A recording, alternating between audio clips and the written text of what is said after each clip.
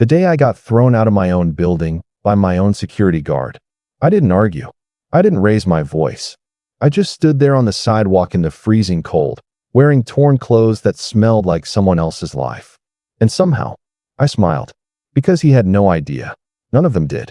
The man they had just shoved out the front door, the homeless guy, the vagrant, the man my own assistant told to leave now before we call security, was the same man who had signed every one of their paychecks for the last 14 years. But that's not even the part that stayed with me. It wasn't the security guard. It wasn't even the betrayal. And trust me, there was a betrayal. The kind that destroys friendships, businesses, and every bit of trust you thought was real. No, what broke me was something else. It was what I found sitting on my desk, inside my own locked office. A single document. At first, I thought it was a mistake. Then I started reading. And with every page, my stomach dropped a little further. Because the people I trusted most, the people I built that company with, the people I defended, promoted, celebrated, had been planning this for months. Quietly, carefully, deliberately. They weren't just trying to push me out. They were trying to erase me. Take my company, my reputation, my future. And the scariest part? I never would have seen it coming if I hadn't walked into that building looking like nobody. So stay with me for a minute, because what happened next still doesn't feel real when I think about it. Welcome to Proven Right Stories. And if you're new here, go ahead and subscribe, because on this channel, the people who get judged, ignored, and looked down on, they always get the final word. Now before we begin, get comfortable. Grab your coffee, maybe some popcorn too, because today's story, this one has a twist inside another twist. And trust me, by the time we reach the end, you're probably going to want to call somebody just to talk about what you heard. All right, let's get into it. My name is Daniel Mercer. I'm 53 years old. And before I tell you what happened, there's something you need to understand about me. I'm not the kind of man who cries easily. I grew up in a house where emotions stayed hidden. If you cried, you did it alone, in the bathroom with the fan running so nobody could hear you. In my family, feelings were treated like valuables, locked away, never displayed in public. So when I tell you that, 4 nights into this nightmare, I sat alone in a cheap motel room, crying over a container of cold takeout soup. You need to understand just how far I had fallen by then.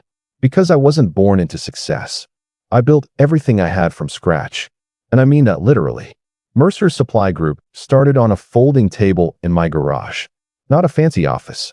Not an investment fund. A folding table I bought at a garage sale for $12. At the time, I was 31, freshly laid off from a mid-level logistics job in Columbus, Ohio. My wife was pregnant with our first child. We were already 2 months behind on rent, and every night I could see her trying, and failing, to hide how scared she really was.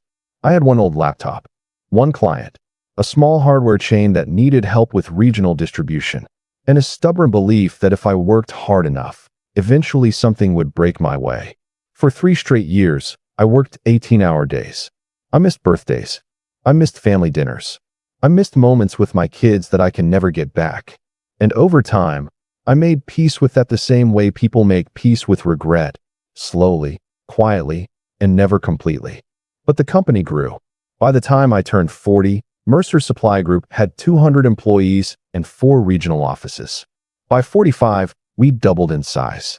And by 48, the year all of this happened, we had more than 800 employees, 3 major distribution centers, and contracts that placed us among the top logistics companies in the Midwest.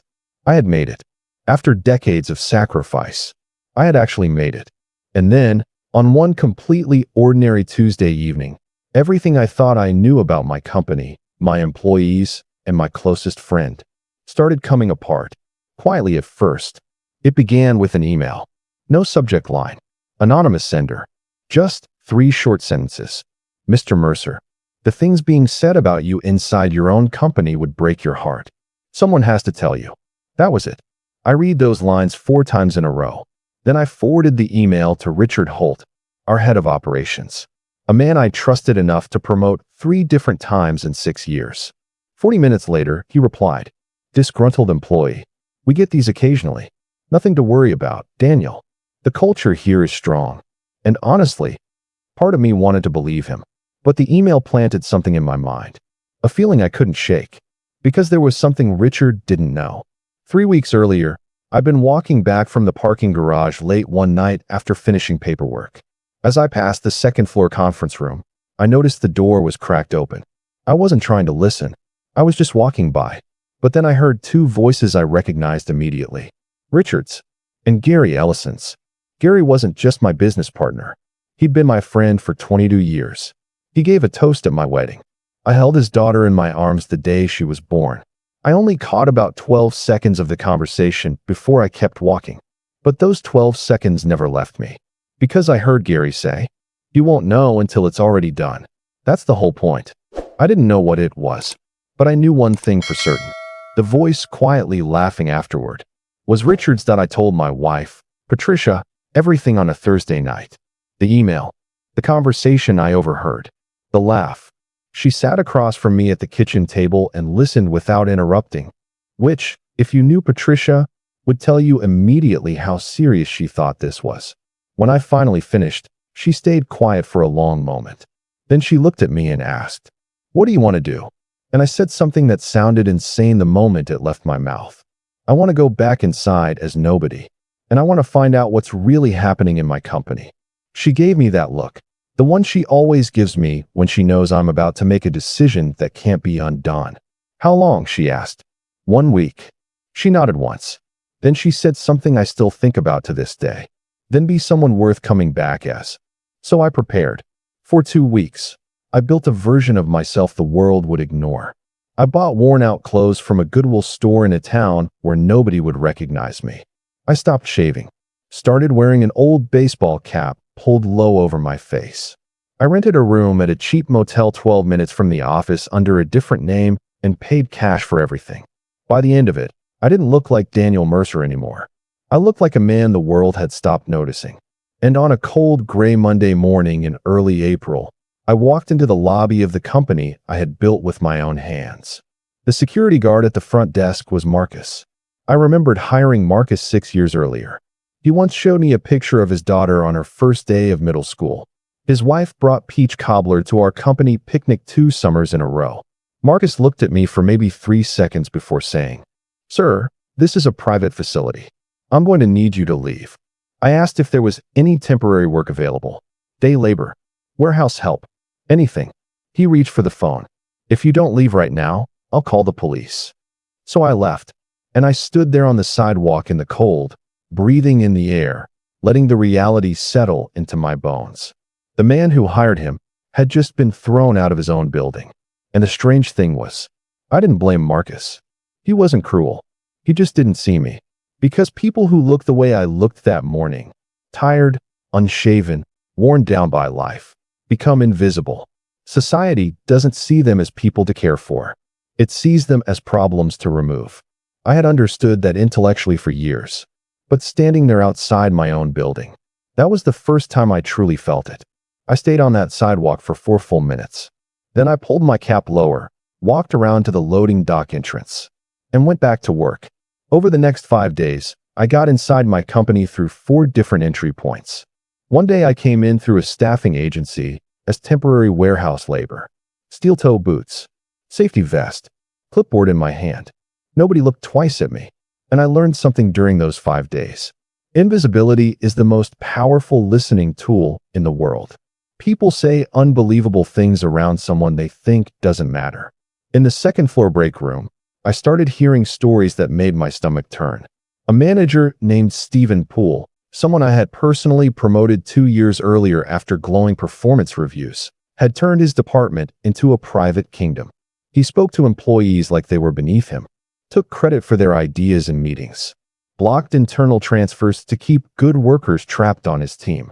One woman, Angela, brilliant and hardworking, for years with the company, had quietly started job hunting because, in her words, "I just don't have anything left in me."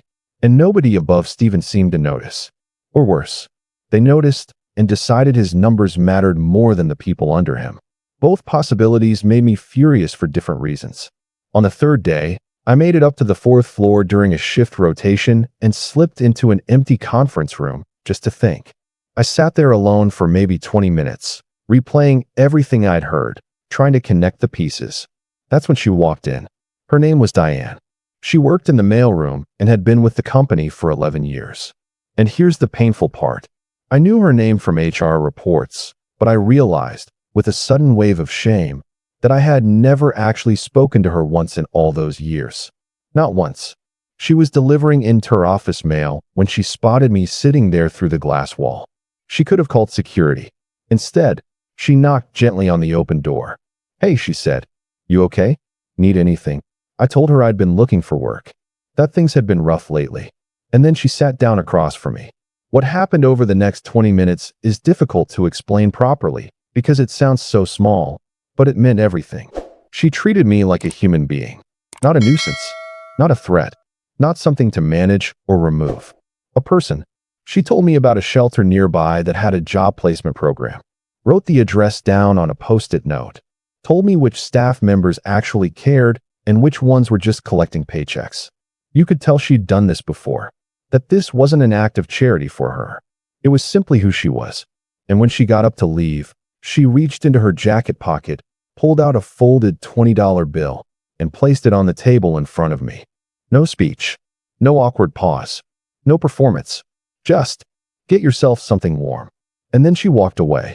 I stared at that $20 for a long time. I never spent it. And I want you to ask yourself something honestly. When was the last time you helped someone who had absolutely nothing to offer you in return? Because Diane had no idea who I was. None. And she helped me anyway. Then came day 5, the day I walked into my own office. I knew the building's key card system would be in a scheduled 4-hour maintenance override. I remembered approving the maintenance request myself weeks earlier. So I went up during lunch when most of the floor was empty, and my office looked exactly the way I'd left it. Except for one thing. A manila folder sitting dead center on my desk. No label. No markings. Just sitting there, almost like someone wanted it found. Or maybe someone had gotten careless. I opened it. 43 pages. A restructuring proposal for Mercer Supply Group. A plan to split off 2 of our 3 distribution centers and quietly sell them to a private equity firm out of Atlanta. Everything was there. Projected valuations, transfer timelines, internal restructuring plans, and on 3 separate pages, signatures, Richard Holtz and Gary Ellison's, my business partner of 22 years, the man who stood beside me when this company was nothing but folding tables and unpaid invoices, the man I trusted like family. I stood there in my own office holding those papers, and the entire room suddenly felt wrong. Like the walls themselves knew something I didn't. You'd think I'd feel rage in that moment. But I didn't. Not yet. What I felt was colder than anger. Clearer. I felt certainty. I finally understood what Gary meant when he said, "He won't know until it's already done." This was it. I carefully placed the folder back exactly where I found it. Then I walked out of my office. Out of the building. Back to that cheap motel room. I sat on the edge of the bed, staring at the stained carpet, and called Patricia. I told her everything. She was silent for so long I thought the call had dropped. Then, very softly, she said, "Come home, Daniel." And I answered. 2 more days. Day 7. My last day undercover. I was on my way out of the building when I saw Marcus at the front desk again. He was on the phone. His voice was low, tight, controlled in that fragile way people sound when they're trying very hard not to panic. I caught a few words as I walked past. Hospital. Then, my daughter. I stopped. Something in me just turned around. Maybe it was instinct. Maybe it was memory. Or maybe it was simply the refusal to walk past someone in pain when you have the ability to help. So I walked back to the desk and said, "Everything okay?" Marcus looked up at me. This worn-out stranger he had tried to throw out of the building less than a week earlier. At first, I could see him getting ready to brush me off. Then something shifted in his face. And he told me his daughter had been in the hospital for 11 days. Insurance was covering most of the treatment, but there was one procedure they wouldn't approve. One gap in the policy that left him responsible for an amount of money he simply didn't have. Then he told me the number. To him, it was devastating. The kind of number that keeps you awake at 3 in the morning staring at the ceiling. To me, it was a Tuesday. I reached into my jacket pocket. I had brought more cash than I needed for the week, an old habit from years of traveling for business. I took the money out and placed it in his hand. Marcus stared at it. Then he looked up at me and said, "I don't, who are you?" And I said the only thing that felt right in that moment. "Doesn't matter. Just tell your daughter to get better." Then I walked out. The following Monday, I came back. Not in worn clothes. Not with a fake name. I came back as myself. My suit. My car. My office. I walked through the front doors of Mercer's Supply Group, and Marcus looked up from the security desk. The color drained from his face so fast I honestly thought he might collapse. Instead, he stood up very slowly, very stiffly, and just stared at me. I stopped in front of him, and quietly I said, "I know." His eyes dropped immediately. "I'm not here about that," I told him. "Your job is safe. I just want to ask you something." He nodded once. "Barely." And I asked him, "Why did you tell me?" "That day, you didn't know me. I was just some stranger sitting in the lobby. Why let me see you like that?" Marcus thought about it for a few seconds. Then he said something I've never forgotten. "Because you asked." "Nobody asks. You actually asked if I was okay." And I realized how many people move through life desperate for someone to ask them that question and actually mean it. I nodded. Then I walked to the elevator. Because I had a company to take back. The meetings that followed were brutal. I had legal counsel. I had documentation. And I had 7 days of first-hand observations that shattered everything I thought I knew about the culture inside my company. Gary Ellison resigned. He tried to explain himself. Said the company was moving in a direction he no longer believed in. Said the spin-off deal made financial sense. Said he had intended to bring it to me eventually. But I didn't argue with him. After 22 years, I didn't want our friendship to end in a boardroom while lawyers took notes. So I let him go. Quietly. Richard Holt was terminated. And Stephen Poole, the manager who had turned his department into a toxic little kingdom, was dismissed after I spent an entire week meeting privately with every person on his team. Those conversations were some of the hardest of my career. People spoke carefully at first, like they were waiting to see if I was actually listening or just pretending to. And once they realized I was listening, the story started pouring out. Burnout, fear, humiliation. People who had stopped speaking up because they believed nobody cared. Hearing all of that about a company I'd built felt like swallowing broken glass. And then there was Angela, the employee who had been quietly preparing to leave. I asked her to stay. She looked at me for a long moment before saying, "Why should I believe anything's going to change?" And honestly, she deserved a real answer. So I told her the truth. "You shouldn't. Not yet. Give me 90 days. If nothing changes, I'll personally write you the best recommendation letter you've ever received." She stayed. 90 days later, she was leading a newly restructured operations team. 18 months after that, she became director of operations. And to this day, she is one of the best decisions I've made in more than 20 years of running that company. And then there was Diane. 3 weeks after I returned, I asked her to come to my office. She walked in looking nervous, the way people do when someone from upper management suddenly wants a private meeting. She sat across from me stiff-backed, hands folded tightly in her lap, clearly preparing herself for bad news. And I told her everything. Who I was, what I had done, why I had disappeared into my own company pretending to be someone nobody would notice. I told her about the conference room, about the post-it note she handed me, about the $20 bill I left sitting on the table untouched. She became very still after that. Then quietly, almost in disbelief, she said, "I didn't know." And I said, "I know. That's the point. You didn't know, and you helped anyway." I told her something else too.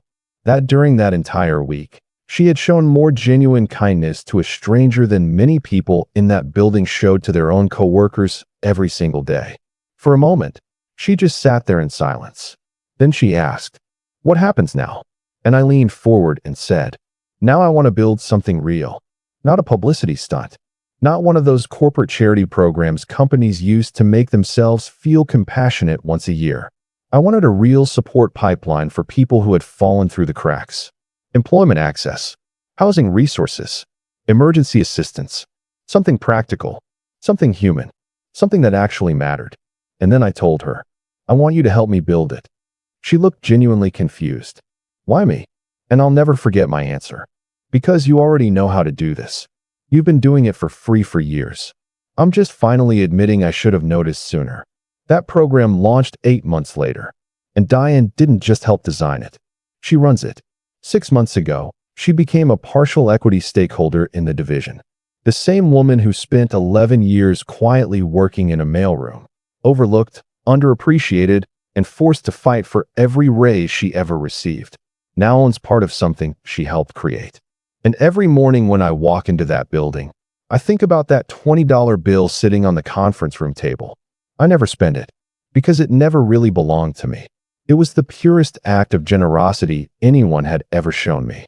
And the truth is, I hadn't done anything to deserve it. But it changed me anyway. Here's what I understand now that I didn't understand before that week. I had built a successful company, but somewhere along the way, I stopped seeing the people inside it. I let systems replace relationships. I let reports replace reality. I surrounded myself with people who told me what I wanted to hear. And if I'm being honest, I was comfortable enough, busy enough, and arrogant enough to let that happen. That single week spent living as nobody taught me more about my company than 14 years of executive meetings ever did. I lost a business partner I loved like a brother, but I also found dozens of people I should have known years earlier. And somewhere in that cheap motel room, sitting alone with cold soup and a collapsing version of my life, I discovered something unexpected about myself. Stripped of the title, the office, the car, the reputation, I was still capable of looking at another human being and asking, "Are you okay?" And somehow, that simple question changed everything. So before you leave, I want to ask you something. Think about the people around you. Not the executives. Not the loudest people in the room. I mean the quiet ones.